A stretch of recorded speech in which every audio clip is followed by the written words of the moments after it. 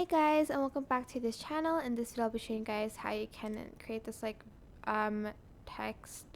video instead of text edit on CapCut PC. I'm just going to select this as a background and I'm going to show you guys two ways. So the first one is on a black background and the second one is going to be on a white background. It's going to add that in. I'm going to go to text and I'm going to add in my default text and I'm just going to type in retro and I'm going to just select like this font, I guess. Okay, maybe not this font. Hold on, let me just find one real quick. Okay, not that either. Actually, I'll just go with this, because why not? Copy and paste it, and for the second one, you want to make the text the other way around.